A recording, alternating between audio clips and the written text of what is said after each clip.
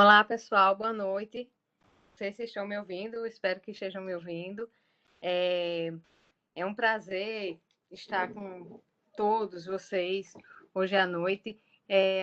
Para quem não me conhece, meu nome é Indianara, sou professora, sou fisioterapeuta e professora das pós-graduações da Interfísio, e é um prazer a gente estar essa noite batendo um papo com vocês e com esses professores maravilhosos que estão conosco aí, nos prestigiando por suas aulas e por seus conhecimentos. Então, acho que é como o Lívia falou, é a primeira de vários que pretendemos montar, tá? Então, espero que seja a primeira de muitas que faremos aí nos próximos meses. E é interessante porque aí a gente acaba debatendo sobre temas super interessantes. Isso faz com que a gente vá, aos poucos, se atualizando ainda mais, né? E é super interessante para agregar aos nossos alunos ainda mais conhecimento, né? Então, queria, inclusive, parabenizar, como a Lívia já bem fez no início, todos os fisioterapeutas pelo seu dia ontem. Então, é um prazer trabalhar com fisioterapia, é um prazer trabalhar com fisioterapeutas. Então, parabéns a todos vocês. A gente sabe a diferença do nosso trabalho na vida dos nossos pacientes, e eu acho que esse é nosso maior prazer no dia a dia. Queria agradecer já antecipadamente aos nossos próximos professores, professor Cláudio e professor Sancler, pela disponibilidade. Agradecer às meninas que passaram agora, e a Guilherme, né? As meninas, ó, chamei de menina, viu, Gui? Aos meninos, a Guilherme e a Gisele, foram excelentes aulas. Te adoro, Ig. Já te botei, já mudei você. E para não me alongar muito, vou chamar para a gente falar um pouquinho sobre o nosso primeiro tema com o professor Cláudio Albuquerque. Tá? Cláudio é nosso professor também das nossas pós-graduações, dá aula em várias pós aqui em Recife, é um professor extremamente competente, super bem reconhecido, profissional excelente, todos, na verdade, hoje à noite, né? Se eu for falar de cada um deles aqui, vou passar a noite, porque eu sou fã de todos eles. Cláudia é especialista em fisioterapia e terapia intensiva, mestre em ciências da saúde, doutor em programa da saúde da família, e ele coordena a fisioterapia do CISAM e do HC, tá? Ele tem experiência larga em NEO, então acho que hoje a gente só tem ainda mais a agregar conhecimento com esse pessoal maravilhoso que está conosco hoje. Cláudio, com você.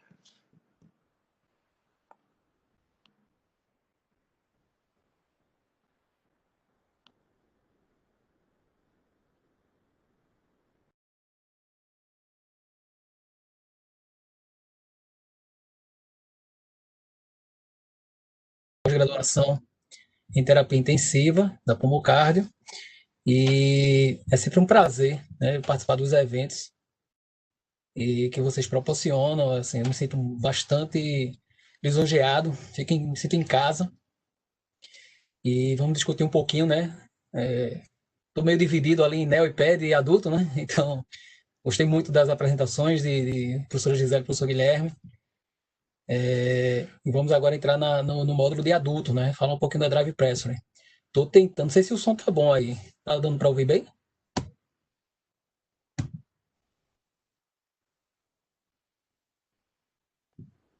Dando para ouvir bem, tá ótimo. Tu precisa colocar teu slide, né? Veja se Isso, tá aparecendo. Tá ok? tá. Perfeito. Pronto, gente. Então, boa noite a todos novamente. Vamos iniciar e falar um pouquinho da Drive Pressure, né? Em relação à proteção pulmonar. Então, como utilizar esse índice para minimizar, né, as lesões induzidas pelo ventilador mecânico. A VILE, ela vem sendo estudada há muito tempo.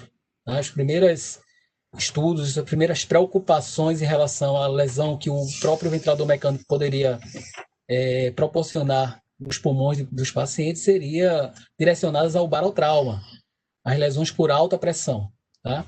E com o passar do tempo foi observado que não só pressões altas geram lesão pulmonar, geram barotrauma, pneumotórax, mas assim também como o volutrauma. Então, na década de 80, existem alguns trabalhos famosos, clássicos de Dreyfus, que ele mostrava que não só pressões altas, mas como volumes pulmonares altos também geram lesão pulmonar. Na década de 90, veio os grandes trabalhos também falando da importância da PIP, né, da pressão expiratória para evitar a atelectrauma, as atelectasias de repetições cíclicas que ocorriam no pulmão.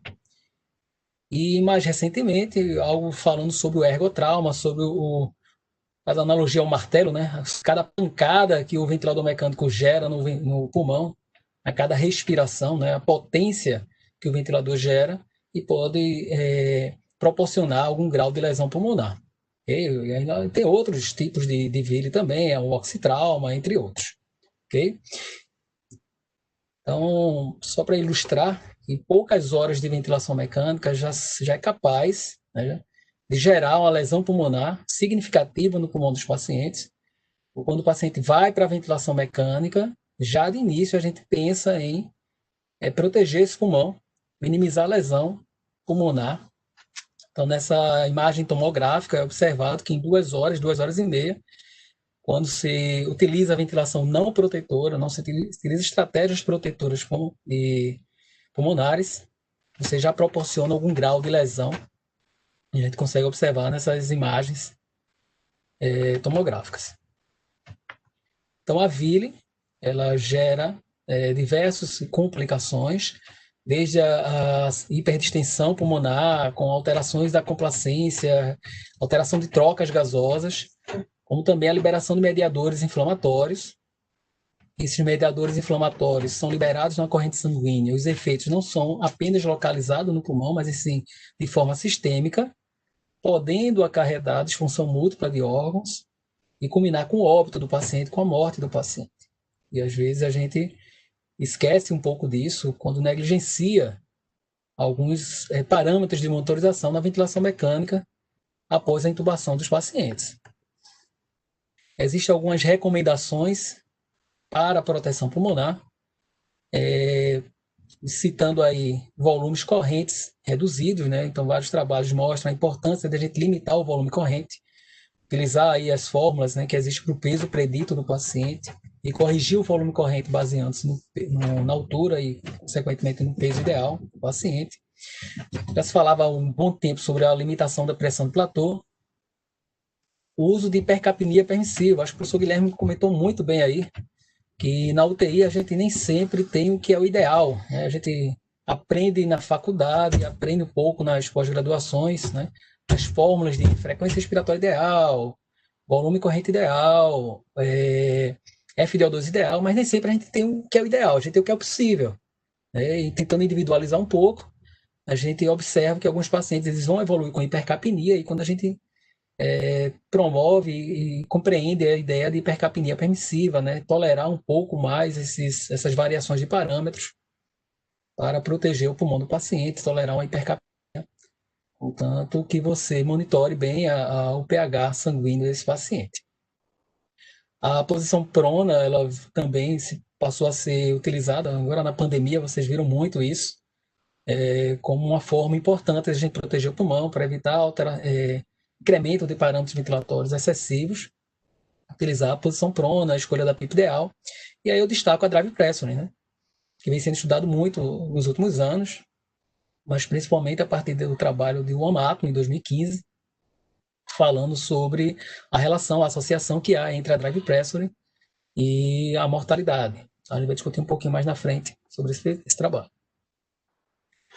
Para ficar de forma mais prática, né, mais clara, está mostrando aí o efeito da drive pressure no pulmão do paciente.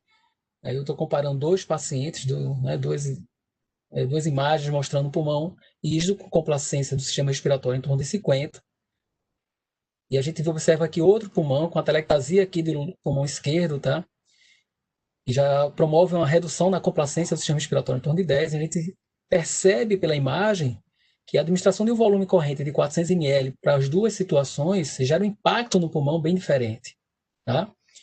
E isso a gente pode observar, por exemplo, quando a gente observa a pressão transpulmonar. Então, a pressão transpulmonar para um pulmão rígido, quando a gente administra 400 ml de volume corrente, é em torno de 4 centímetros de água nesse exemplo. Porém, quando eu tenho esse pulmão que sofreu uma atelectasia, sofreu uma lesão no lado do pulmão, no lado contralateral, a gente observa uma pressão transpulmonar muito elevada, aqui em torno de 36, e isso pode ser, né, de fato, um potencial gerador de lesão pulmonar. Tá, e como é que a gente vai monitorar a pressão, a drive pressure no dia a dia, na prática, né? A gente sabe que a fórmula da drive pressure é a pressão de platô, menos a PIP total, muitas vezes a gente esquece disso, mas é importante eu observar que a PIP total, ou seja, a PIP que você ajusta no ventilador mais alto, PIP, tá? Destrinchando essa equação, eu observo aqui que a complacência estática, né? Se a complacência estática é a variação do volume, o volume corrente, pela diferença entre a pressão de platô e a PIP total, então a gente termina aqui, ó, que a drive pressure é igual ao volume corrente com a complacência estática. Então a gente está vendo aí 3 equações com diversas variáveis, mas só para chamar a atenção que é importante eu estar de olho ao ventilar um paciente em diversos parâmetros. Então, eu falo da drive pressure, mas aí envolve a pressão do platô, o volume corrente, a PIP, a alto PIP, e junto com análises gráficas, a gente tem que ter uma monitorização desses valores, dessas variáveis dos pacientes que estão sobre ventilação mecânica. Então, de forma mais ilustrativa aqui, a gente coloca, né? Quando você ventila o paciente em VCV, em volume controlado, e gera uma pressão de pausa, uma pressão de platô, que vai estimar qual é a pressão de fato que chega no alvéolo. Tá? Então, a diferença entre essa pressão de platô, pressão de pausa e a PIP total, é o que vai gerar a drive pressure. Ok? Só não confundir drive pressure com ΔP. O ΔP é a pressão de pico menos a PIP. A drive pressure é a pressão de platô menos a PIP total. Por isso que é importante a gente gerar uma pausa respiratória em torno de 0,3, 0,4 segundos em adultos para estimar, né, e calcular essa drive pressure.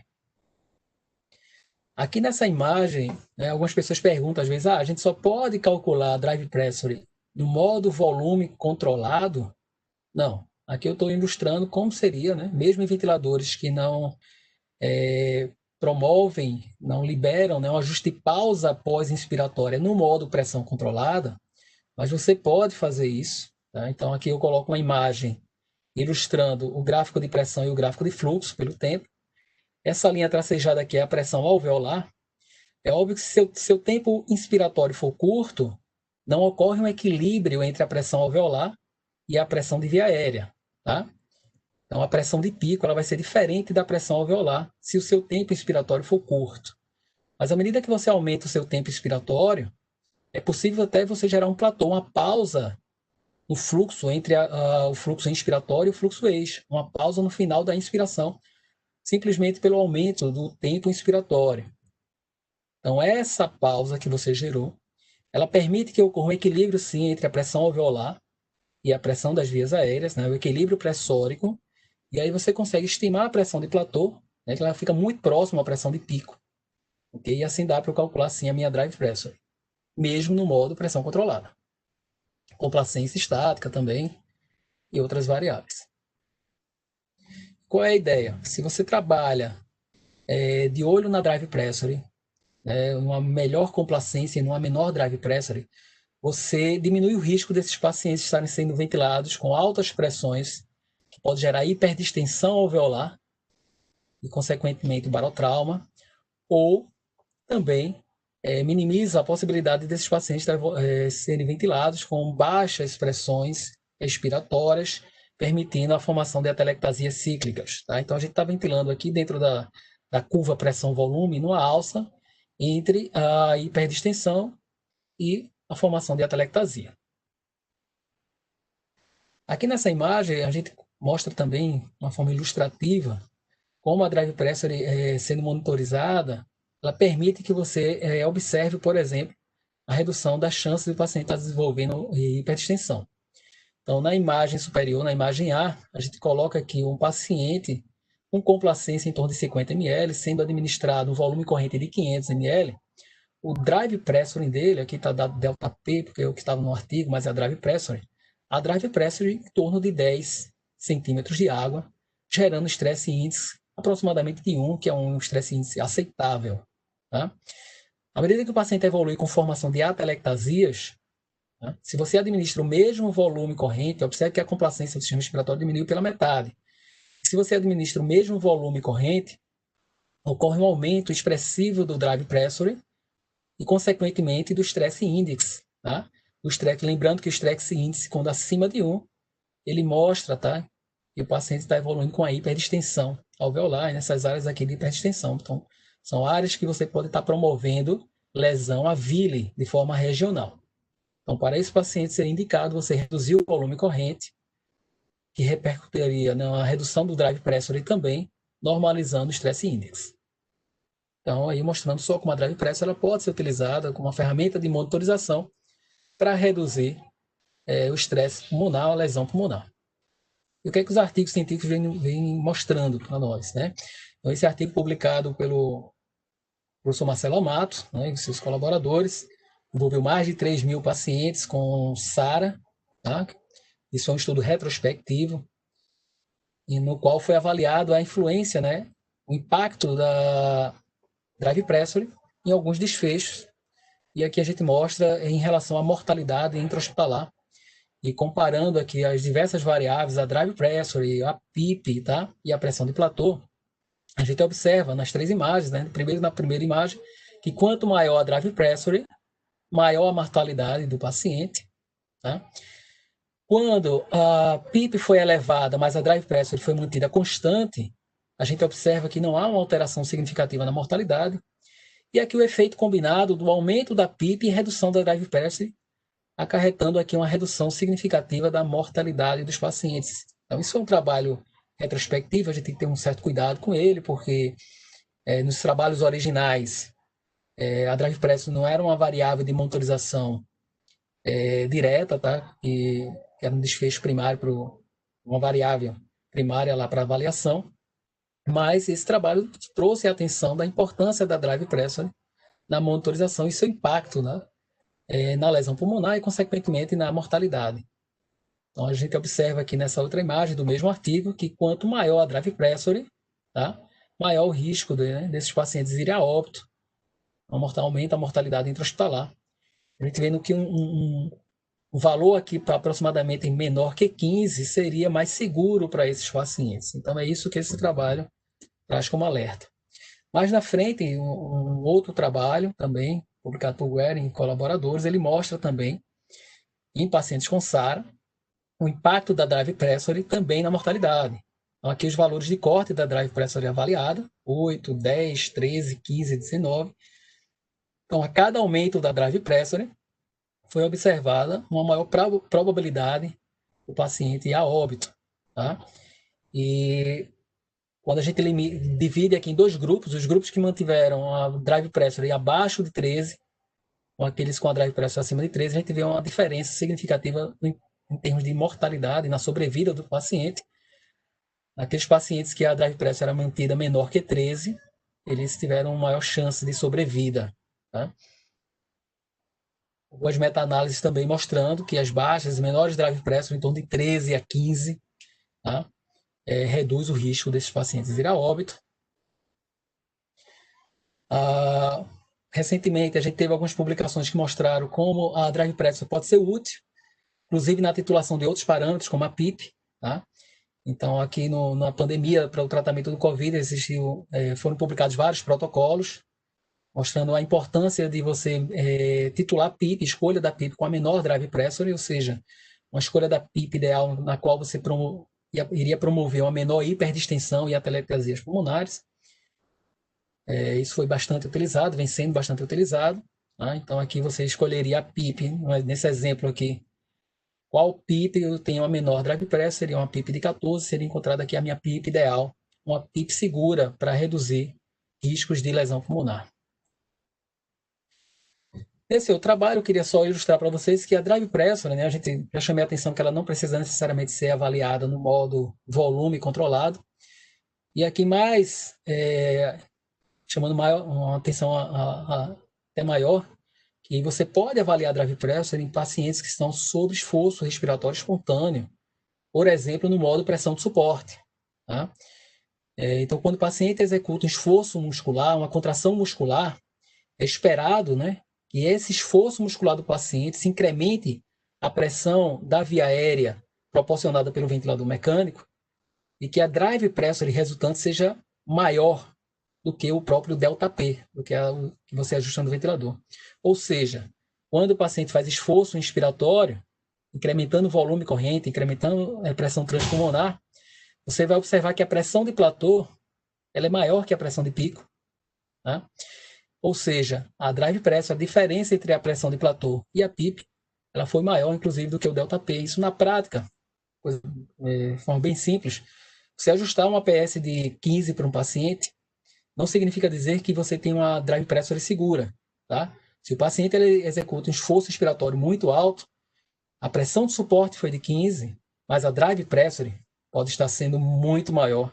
Tá? Então, você não está protegendo o pulmão do paciente, você só está transferindo a carga do ventilador para o paciente. Além de uma lesão pulmonar, você pode estar incrementando também ou potencializando uma disfunção diafragmática. Então, nesse trabalho, eles observaram, né, que o drive pressure durante a pressão de suporte foi um indicador, sim, de risco do paciente a óbito, de aumentar a chance desses pacientes e a mortalidade, tanto a drive pressure como a complacência do sistema respiratório.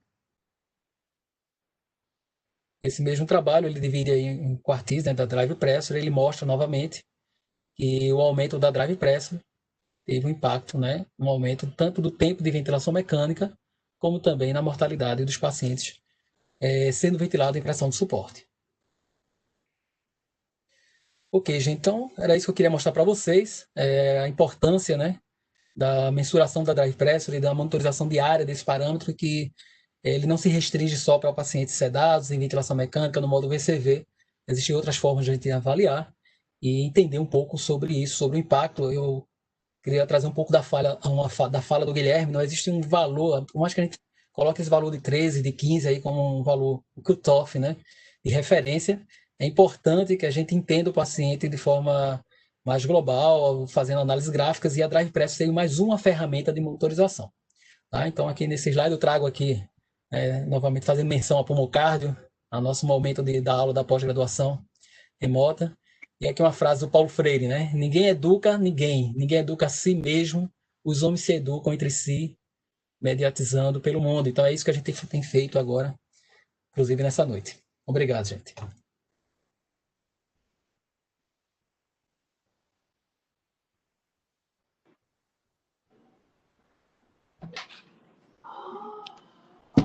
Muitíssimo obrigada, Cláudia, excelente.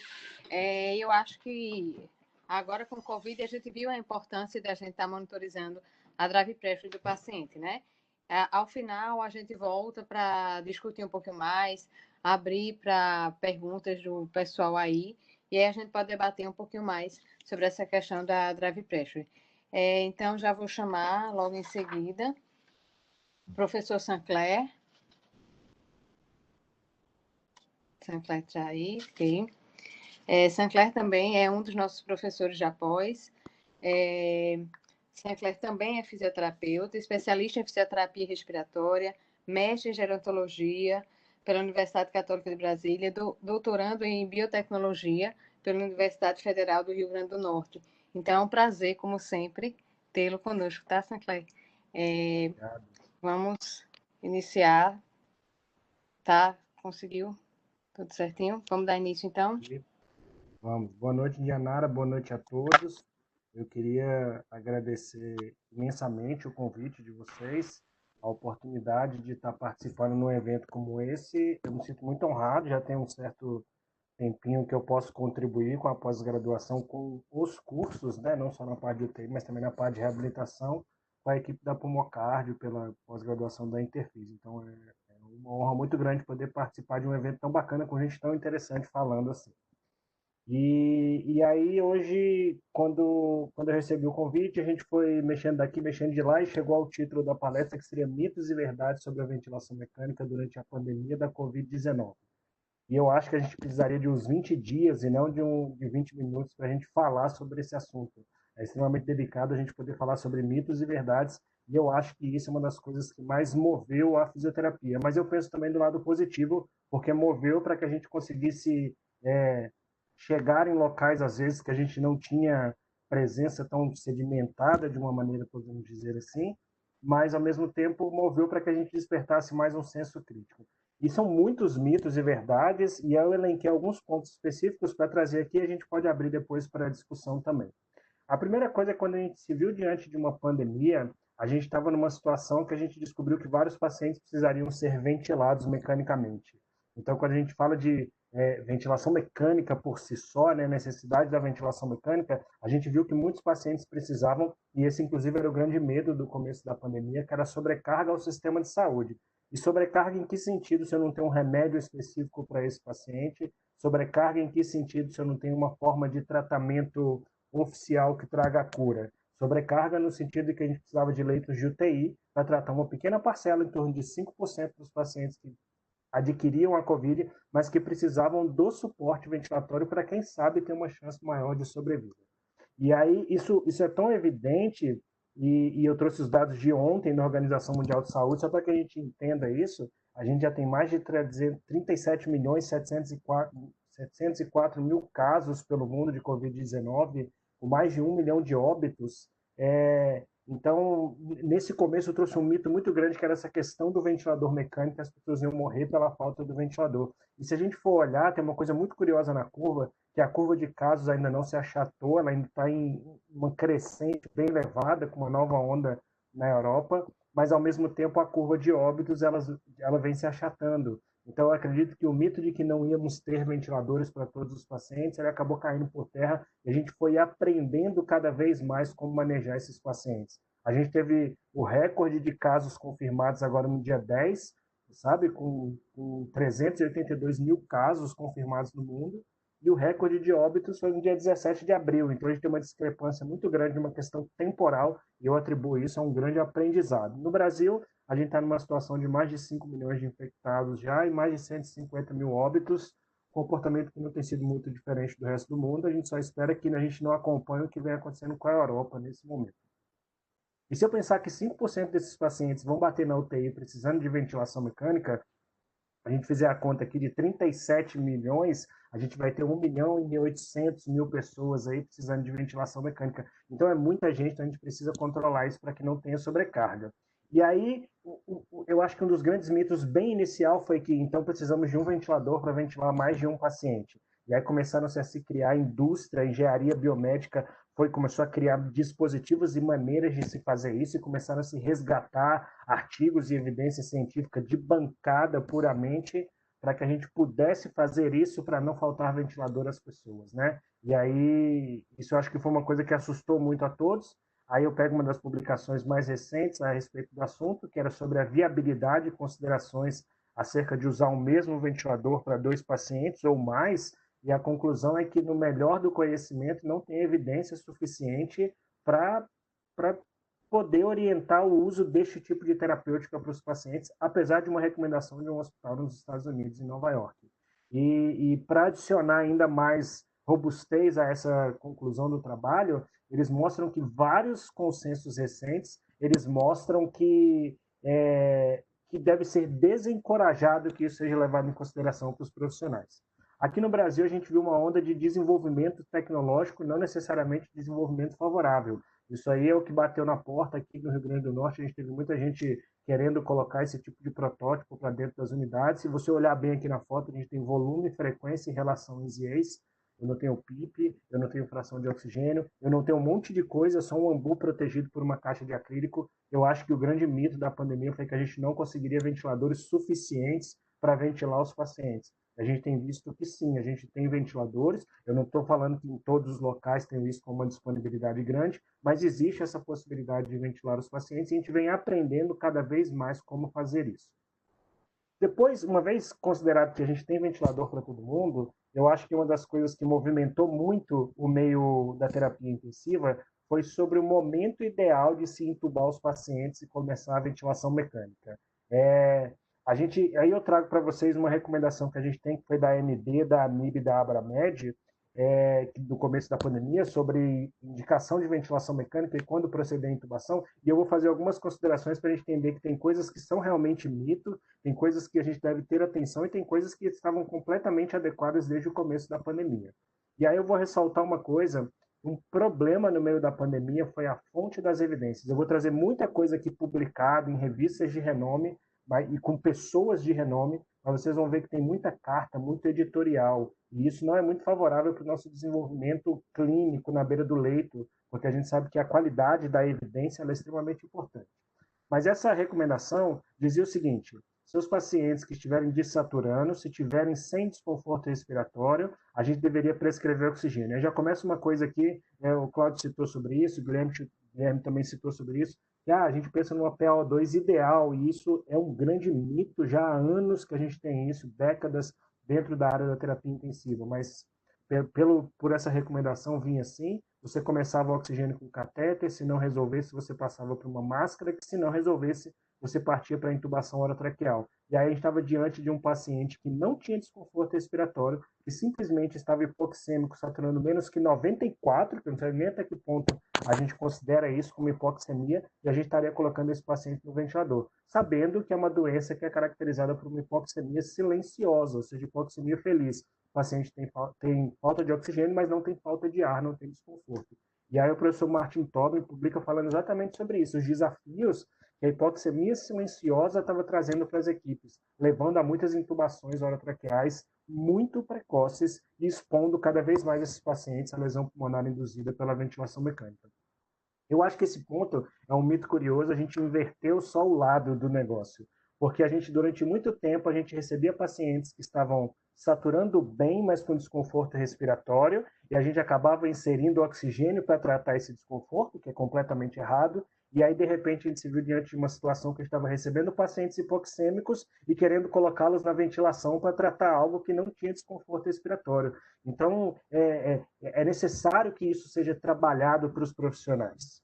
Depois, outra coisa importante é que falava assim, se o seu paciente saturar pouco, mas ao mesmo tempo ele tiver desconforto respiratório, aí sim seria um paciente que você poderia pensar em intubação orotraqueal. Só que no fluxograma, ele trata isso aqui antes de você suplementar oxigênio. E isso tem que ser levado em consideração depois de uma suplementação. A gente tem degraus diferentes para alcançar o objetivo terapêutico. E outro problema, uma discussão enorme que veio à tona com isso, foi a justificativa. Então, vários grupos trouxeram como justificativa de intubar precocemente esses pacientes, por justificativa de que esses pacientes fariam edema por conta da PSILIA, Patient Self-Inflicted Lung Injury. Seria um outro mecanismo de lesão pulmonar associado a um aumento da pressão do swing, da variação da pressão transpulmonar desses pacientes. Agora, o problema e aí a gente teve o professor Luciano Gattinoni falando sobre isso, que esses pacientes precisariam ser intubados de uma maneira um pouco mais precoce, exatamente por causa da indução de lesão pelo esforço que o paciente faz, e depois a gente tem uma outra carta ao editor, estão vendo que a evidência é carta ao editor, do professor Martin Tobin falando que a PSILI não deveria ser justificativa, exatamente pela carência de evidências científicas de que realmente a PSILI leve esses pacientes a desenvolverem lesão pulmonar. E essa foi uma das grandes discussões que a gente teve aí, e realmente a PSILI carece ainda de mais justificativas, de evidência científica robusta para que a gente possa acreditar que elas necessitem de que os pacientes tenham o seu esforço tirado. E é um problema porque levou muitos pacientes à ventilação com necessidade de sedação por longos períodos.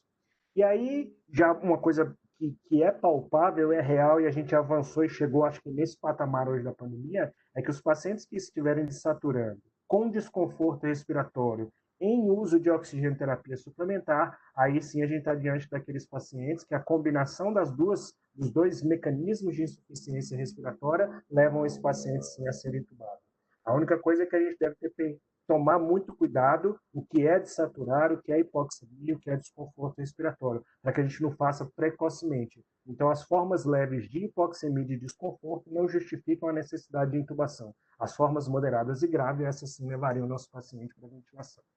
Uma vez que esse paciente foi para a ventilação mecânica, qual a estratégia adequada para esse paciente? E aí de início, a gente adotou a estratégia que era para os pacientes com SDRA, com SARA, que é a estratégia protetora. E o professor Cláudio falou agora muito bem dela, que é uma série de mecanismos associados que vão proteger o pulmão do meu paciente. E é muito bacana isso, porque a gente está diante de uma doença sem uma cura alcançável por uma estratégia específica, mas diante de uma necessidade de dar tempo para que a virulência diminua e que esse paciente possa ter uma boa resposta. E a estratégia protetora é a melhor maneira de se fazer isso.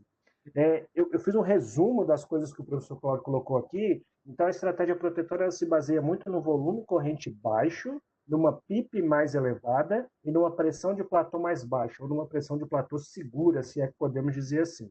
E aí a gente discutiu isso aqui agora, uns minutos atrás, e o trabalho do professor Amato, em 2015, levantou ainda a ideia de que a driving pressure poderia ser um outro mecanismo para também se ajudar a alcançar a estratégia protetora, e segundo o trabalho dele, ela seria inclusive a variável que mais está associada ao aumento ou à diminuição do risco de mortalidade.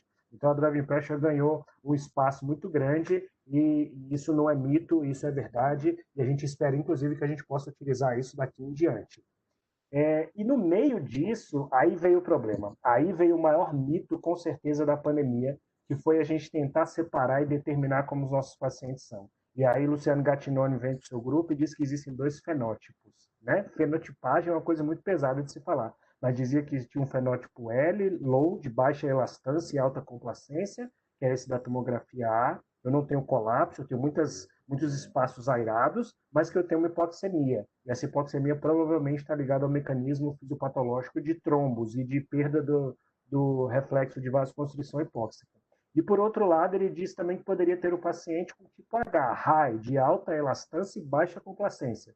E a tomografia B é extremamente compatível com uma tomografia clássica de um paciente com SDRA, que esse sim teria queda da oxigenação, teria prejuízo da oxigenação devido às suas áreas não ventiladas. E aí, o que é o problema disso aqui? Qual é o mito que se gera com isso? E no texto, Luciano Gattinoni e os demais autores sugerem que esses pacientes do tipo L poderiam receber até 8 ou 9 ml por quilograma de peso, e os pacientes do tipo H deveriam receber volumes correntes mais baixos, até 4 ml.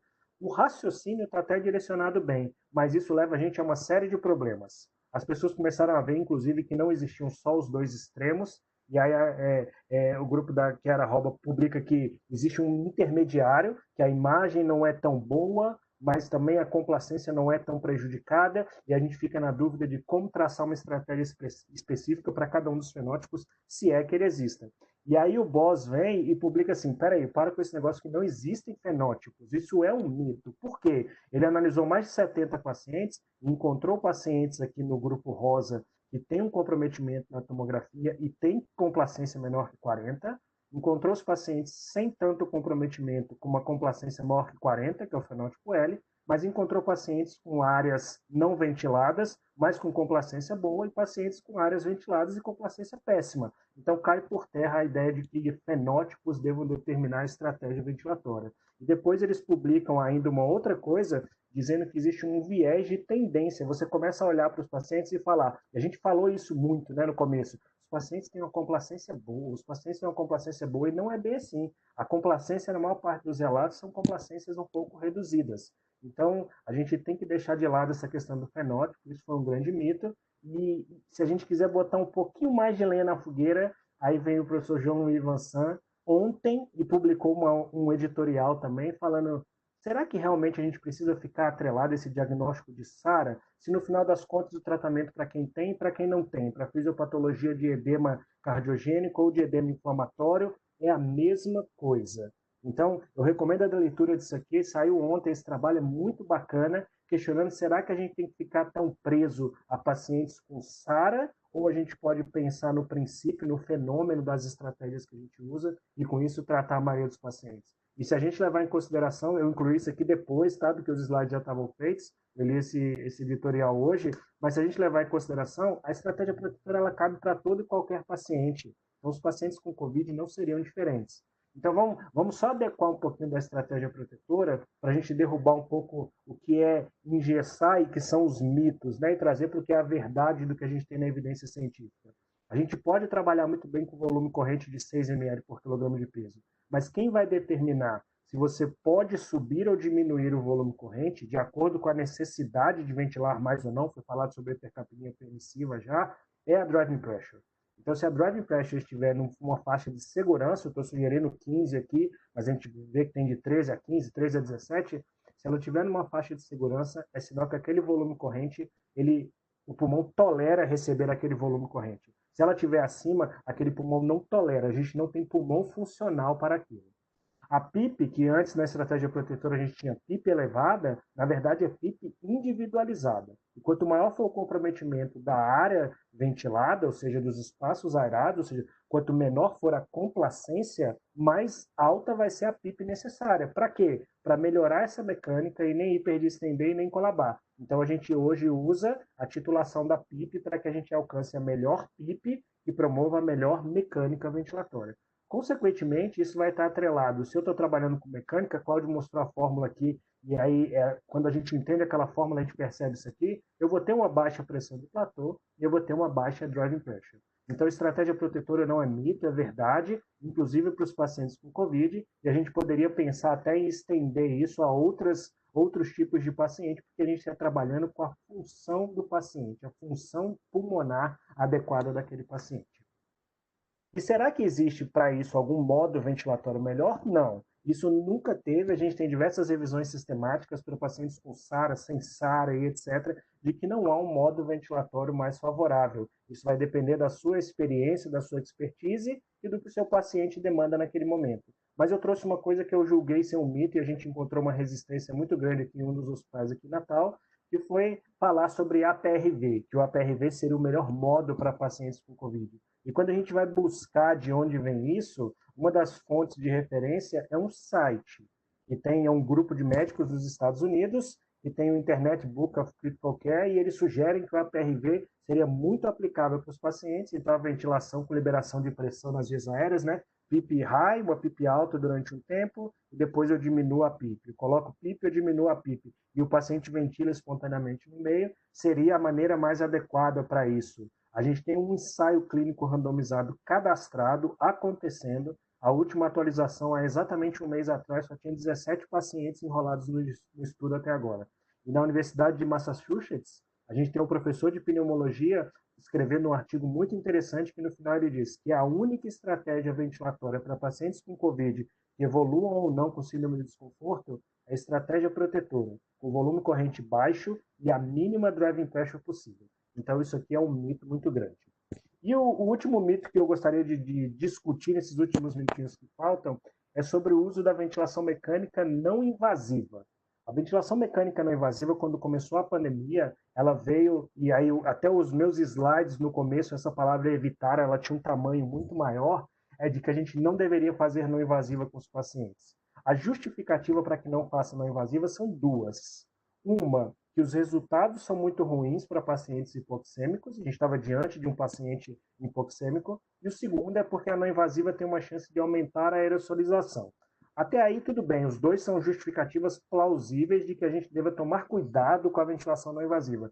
Só que acabou que a segunda justificativa, né, que foi o aumento da aerosolização no ambiente, trouxe um medo às equipes de saúde e vários hospitais e vários serviços, chefes e profissionais no dia a dia começaram a contraindicar e não mais evitar a não invasiva.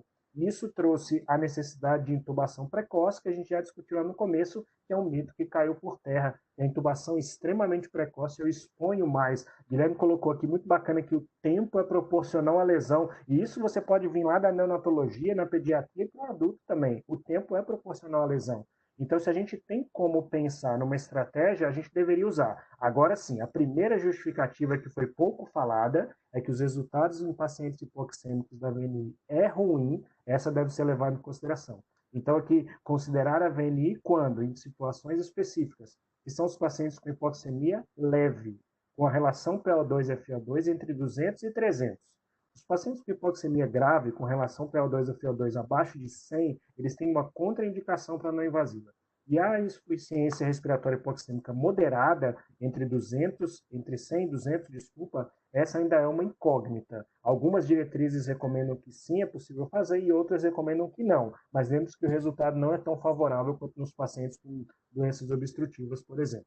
Então, essa justificativa é bem plausível, a outra justificativa nem tanto. Por quê? Porque aí a gente já está diante de hoje de uma situação de que os profissionais usam equipamento, a gente fez unidades exclusivas para pacientes COVID, então a gente praticamente tirou o risco de aumento da aerosolização. Mas de onde veio esse medo tão grande assim, né? Vamos ver. Então a gente tem um trabalho mostrando que a não invasiva, que é esse primeiro em vermelho aqui, não invasiva com pressão positiva, comparada às formas de oxigenoterapia, são todas formas de oxigenoterapia, ela é a que mais dispersa aerosol. E aí pronto, então é melhor a gente não usar a não invasiva. Só que a gente tem que lembrar que ela é uma forma de se ofertar uma fração de oxigênio e, ao mesmo tempo, de ventilar mais o paciente. Então, ela tem um objetivo diferente das demais aí.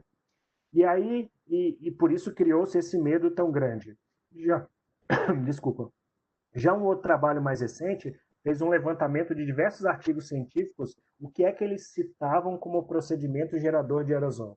E aí a gente tem que, dentre as estratégias que são ligadas à ventilação mecânica, a gente tem, em primeiro lugar, o que é mais citado é intubação e extubação, depois broncoscopia, depois indução de secreção, ventilação manual com ambu, aspiração das vias aéreas, reanimação, ressuscitação cardiopulmonar, traqueostomia e depois a ventilação não invasiva. Então a gente tem que tomar um certo cuidado por deixar de utilizar uma ferramenta tão interessante que tem mostrado os resultados tão satisfatórios, principalmente para essa população adequada, associada a equipamentos de segurança adequados, a gente não pode deixar isso de lado, não. Isso é uma terapêutica que nós fisioterapeutas sempre utilizamos, a gente tem um domínio muito grande, uma expertise muito grande com ela, e a gente tem que só fazê-la da maneira mais correta para que a gente não tenha problema. O próprio grupo da Chiara, que mostrou sobre os fenótipos, os 3 fenótipos, ele traz então que, será que a gente tinha que evitar? Eles trazem esse fluxograma aqui muito bacana. O paciente está em ar ambiente, ele tem uma saturação menor que 95, você oferta oxigênio. Melhorou? Não, não melhorou. Se a relação estiver abaixo, inclusive, de 200, ele sugere o uso da não invasiva, uma PIP de 10, uma FI de 60 e preferencialmente o capacete. A gente também tem indícios que é menor propagação de aerosol com capacete. E se ele melhorar e ficar acima de 200, ou seja, hipoxemia leve, a gente mantém ele utilizando a não invasiva. Se ele não melhorar, se a relação PF ficar abaixo de 200 associada a desconforto respiratório, ainda assim a gente deve se perguntar, ele tem indicação para intubação orotraqueal ou é uma hipoxemia silenciosa? Se ele tiver indicação, a gente vai intubá-lo. Se não, a gente mantém ele no capacete e vai reavaliando. Então, a gente tem indícios de que não usar a VNI é um mito. Agora, a gente precisa entender os motivos que justificaram a isso. Ok? Então, eu acho que os mitos, eles vieram, mas com o tempo, eu acho que o maior aprendizado da pandemia tem sido tempo. Nada do que a gente faz hoje é novo, tudo a gente já conhecia, mas a gente precisou de um tempo para melhorar essa assistência, para entender melhor esses fenômenos. E entendendo melhor esses fenômenos, a gente conseguiu dar muito mais suporte ao paciente. Certo? Eu agradeço mais uma vez o convite e estamos abertos aí, se é que ainda dá tempo.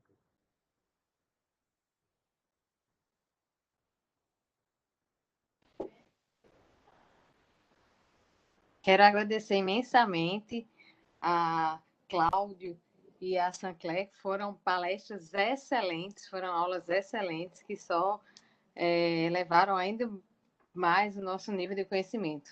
Então, vou fazer algumas perguntas aqui, que algumas pessoas mandaram no nosso chat, mas a gente poderia passar, inclusive, um tempo grande aqui discutindo, porque é tudo que a gente vivenciou nesses últimos meses, né? Eu acho que esses últimos meses o Covid nos trouxe uma forma nova de repensar o tratar desse paciente, né? Porque, de fato, como você falou, né, Sancler? A gente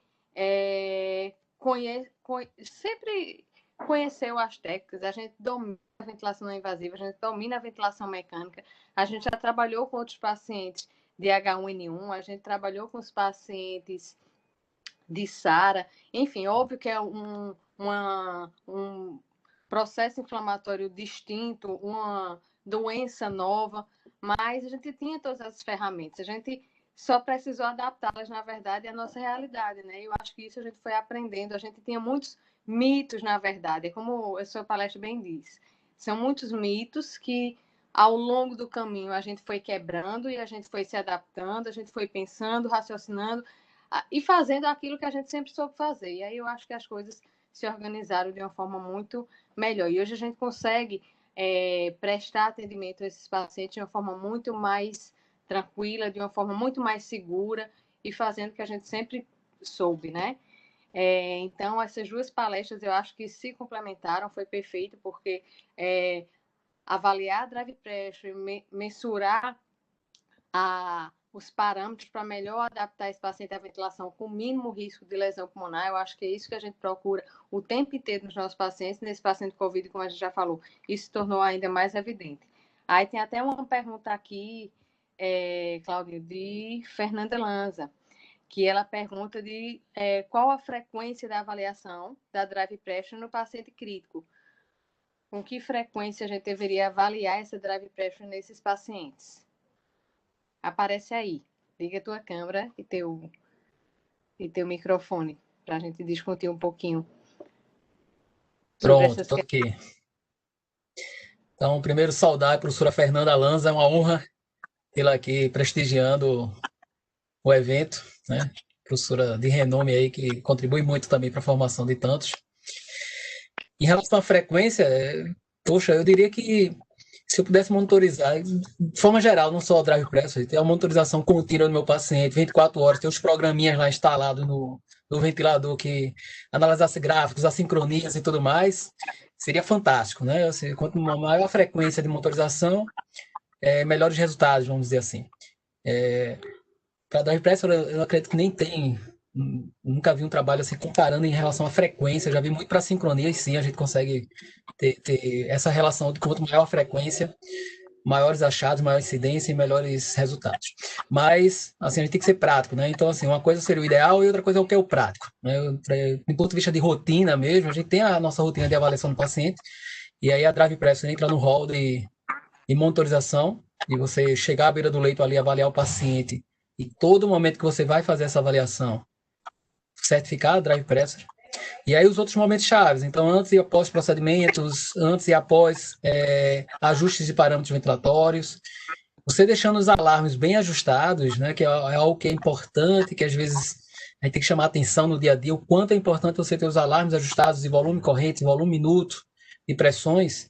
Então, você deixando esses alarmes ajustados em qualquer momento que eles sejam acionados, é importante você chegar junto à beira do leito e tentar identificar quais fatores estão sendo afetados, e um desses pode ser a drive pressure, pode ser útil. Né? Então, do ponto de vista prático, eu acredito que seria nessa. Não sei o que o professor Sancler poderia contribuir também. Eu acho que é bem por aí mesmo, Cláudio. A gente tem um hábito muito grande de fazer monitorizações a cada 6 horas, né? A gente tem alguns protocolos, algumas recomendações que as monitorizações feitas a cada 6 horas, desde a pressão de cuff e a mecânica ventilatória, não se aplicam muito bem no dia a dia. E eu acho que é bem importante o que você colocou sobre os alarmes, né? A gente pensar numa nova avaliação da driving pressure exatamente no momento que a gente identificar que alguma coisa está acontecendo dentro da mecânica. Então, se o paciente está em VCV, um aumento do pico de pressão. Se o paciente está em PCV, uma queda do volume corrente. Agora, como a gente tem, a pandemia veio para reduzir, inclusive, o tempo de pausa inspiratória, né? A gente usava 2 segundos sempre antes, e hoje a gente está usando 0,3, 0,4, exatamente para não restringir a ventilação desse paciente. Eu acredito que a monitorização da driving pressure ela não seja uma coisa tão problemática para a gente fazer constantemente. Agora, eu queria só pegar o gancho da pergunta, e isso é uma dúvida frequente que a gente tem encontrado dentro das unidades, porque a gente associa muito a driving pressure à titulação da PIP, né? E aí são coisas que a gente tem que tomar muito cuidado, que ao mesmo tempo que eu faço a monitorização provavelmente contínua da driving pressure, a titulação da PIP ela não deve ficar acontecendo o tempo inteiro. Então a gente tem que ter isso bem claro que, como você disse, se eu faço um ajuste, você tem que ter uma medida da mecânica para você poder avaliar. Mas eu acredito que algo em torno de 4 a 6 horas é altamente aplicável e interessante nesses pacientes.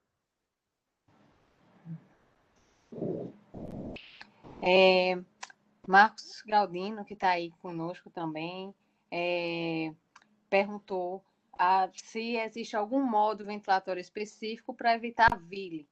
Tá? Eu acho que ele perguntou lá na pediatria, mas eu acho que é uma pergunta que se estende bem ao tema que a gente está agora. Tá? Então, independente se é pediatria, se é neo ou adulto, né, eu acho que a gente deve pensar, e eu acho que a pergunta dele cabe aqui, qual modo ventilatório específico seria ideal para evitar a VILI nos nossos pacientes. E já falando da Drive Pressure, que vocês acabaram de falar, e aí eu acho que talvez você complemente, dentro do modo ventilatório também, qual o modo que vocês mais utilizam para calcular a Drive Pressure, se em volume controlado ou em pressão controlada? Cláudio bem falou que pode ser feito das duas formas, mas o que na prática vocês utilizam para fazer o cálculo nos pacientes de vocês? Eu recomendaria utilizar o cálculo para o modo que você habitualmente está utilizando. Então, se dentro da rotina do serviço você trabalha no modo volume controlado, então que seja avaliado o drive pressure no modo volume controlado. Mas se você trabalha em pressão controlada, seja avaliado em pressão controlada. Uma grande questão aí é porque quando você trabalha em pressão controlada e vai monitorizar o drive pressure em pressão controlada, você vai ter influência aí da variação do volume corrente. Então, isso pode gerar algum impacto nessa drive pressure e você tem que estar atento. Talvez sempre avaliando a drive pressure, mas também de olho na complacência do sistema respiratório. Tá? Então, o professor Sancler falou, às vezes está rediscutindo algumas coisas que a gente já sabia, mas, por exemplo, titular PIP pela drive pressure, né, é o que a gente fala muito hoje em dia, mas há um tempo a gente titulava PIP pela complacência do sistema respiratório, né, que era um reflexo da drive pressure, e, na verdade, a compreensão seria basicamente um reflexo da outra. Então, mas eu acho que isso é importante, assim, em questão do que você habitualmente está trabalhando. Não adianta também, eu estou trabalhando em pressão controlada, e aí eu vou calcular a drive pressure no modo volume controlado e depois voltar para a pressão controlada com volumes correntes diferentes, né? Então, situação dinâmica diferente. O mesmo para os modos espontâneos. Né? Se você está trabalhando em PSV, que a gente vê que é bem factível a gente estar monitorizando a drive pressure nesse modo, que você utilize, né, a monitorização nesse modo que você está habitualmente utilizando, trabalhando. Eu concordo com o professor Cláudio. E agora eu vou dar uma opinião muito particular, tá bom? Porque se a gente for para a evidência científica, a gente tem uma revisão publicada com 34 artigos diferentes, ensaios clínicos randomizados entre PCV e VCV, não existe diferença. Mas a premissa é que não existe diferença se você usa adequadamente o volume ou adequadamente o modo da pressão. Então, se você simplesmente mudar de um para o outro e não fizer os ajustes, é óbvio que você vai ter problema, um modo vai ser melhor que o outro. Então, só que a gente viu durante a pandemia, o VCV acabou ganhando uma notoriedade muito maior. A gente é de um país, de uma escola pressórica, né? A gente sempre ventilou todo mundo a pressão controlada, basicamente. E aí, durante a pandemia, pela necessidade de se trabalhar essa estratégia protetora com volume corrente controlado, muita gente tem usado volume corrente. Isso é só uma questão de opinião muito pessoal mesmo, tá bom? Não há diferença entre os modos para se fazer o cálculo. Mas eu acho muito mais prático no modo volume controlado, até pelo caso do que o professor falou. Se você vai trabalhar com um volume e você quer garantir para a estratégia protetora, você vai manter em volume controlado provavelmente, na hora que você faz o cálculo, você faz exatamente com aquele volume. Eu acho isso muito mais interessante para a dinâmica do dia a dia de uma UTI. E essa separação dos modos, a outra pergunta era se tem algum modo que previne a VILI. Não, a gente não tem nenhum dos dois modos que previne VILI, não. Qualquer um dos dois modos você consegue prevenir. O que previne a VILI é você usar uma estratégia que você garanta parâmetros seguros para o paciente. E a gente consegue isso de um e do outro. Sempre vai ter um parâmetro mais fácil e um mais difícil da gente controlar. Né? Sempre vai ter um controlado e um livre. Então, não teria diferença entre eles.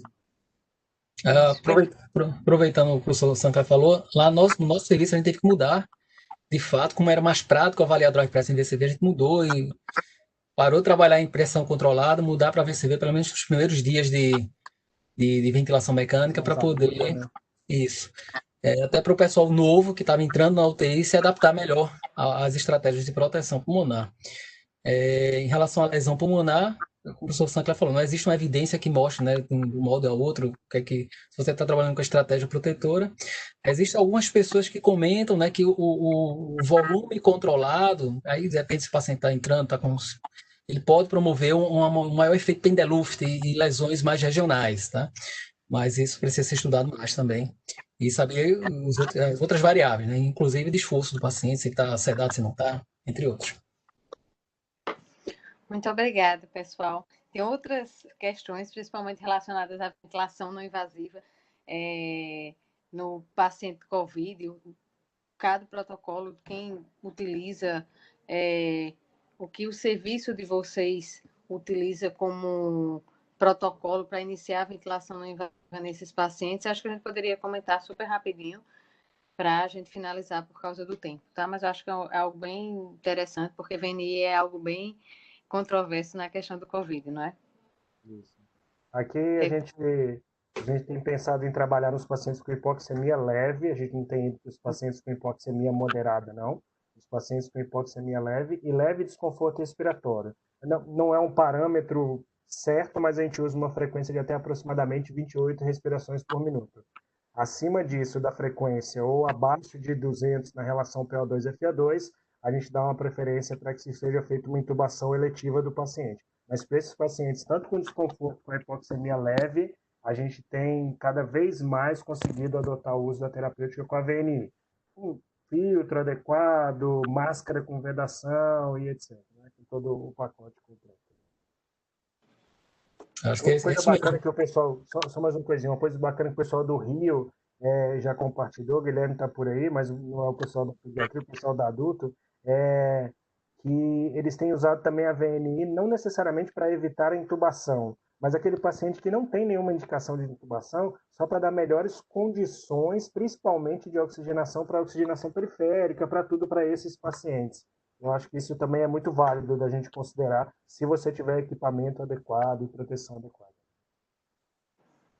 Eu acho que é isso. Primeiro, pensar na questão da proteção do paciente, dos operadores, né? E uma coisa que veio para acabar, acho que a pandemia em relação à VNI, seria aquela venizinha, né? O pessoal pede, começa ali uma venizinha naquele paciente.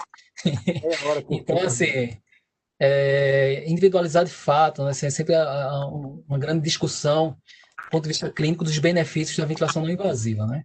Então, eu acho que está dentro desse segmento que o professor Sancler comentou mesmo. Mais uma vez, agradeço imensamente a participação de vocês. Muito obrigada, Sancler. Muito obrigada, Cláudio.